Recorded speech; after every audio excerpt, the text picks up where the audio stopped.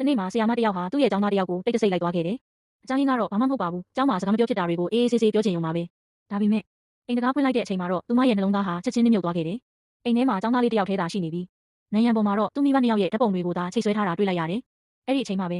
ဒီကလေးဟာမိဘနှစ်ပါးလုံးဆုံးပါသွားတာကြောင့်တယောက်ထဲနေထိုင်နေရတာကိုဆရာမသိလိုက်ရတယ်။ဒါပေမဲ့သူမကိုပိုပြီးအံ့ဩစေခဲ့တာကနံရံအပြည့်ချိတ်ဆွဲထားတဲ့စုလက်မှတ်နဲ့ဂုဏ်ပြုလက်မှတ်တွေပါ။ချက်ချင်းပဲဆရာမသတိရသွားတယ်။ဒီကျောင်းသားလေးဟာစောင်းမေးပွဲတိုင်းမှာအမြဲအဆင့်3အတွင်းဝင်ခဲ့တဲ့ထူးချွန်ကျောင်းသားတစ်ယောက်ဖြစ်တယ်။ဒါပေမဲ့ကျောင်းသားကပေးရမယ့်နေ့ရောက်တိုင်းငွေနည်းနည်းလေးကိုတော့အသေးအတန်စုဆောင်းပြီးမှပေးနိုင်ခဲ့တာပါ။ဒီအကြောင်းကိုတွေးမိလိုက်တဲ့အခါ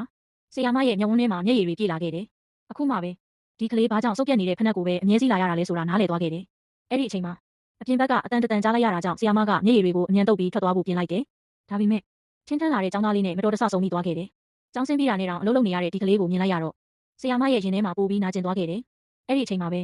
ကျောင်းသားလေးရဲ့အတော်ရောက်လာပြီးအကြောင်းမရှိပဲသူ့ကိုစူပူချိန်မောင်းတော့တယ်။ဒါကိုမြင်တဲ့ဆရာမကမနေနိုင်တော့ပဲအတော်ကိုပြန်ပြီးတားမြစ်ပြောဆိုလိုက်တယ်။အတော်ကမကြေမနက်ဖြစ်နေချိန်ဆရာမကသူမဟာဒီကလေးရဲ့အတန်းပိုင်ဆရာမဖြစ်ကြောင်းပြောလိုက်တယ်။အဲ့ဒီအခါအတော်ကတန်းပြောလိုက်တယ်။ဒီကောင်ကိုကျောင်းဆက်မထားတော့ဘူး။ဒါပေမဲ့ကျောင်းသားလေးကကျွန်တော်ကျောင်းတက်ချင်ပါတယ်လို့ချက်ချင်းပြန်ပြောလိုက်တယ်။အတော်ကဒေါသတကြီးလက်မြောက်ပြီးရိုက်ဖို့လုပ်ပေမဲ့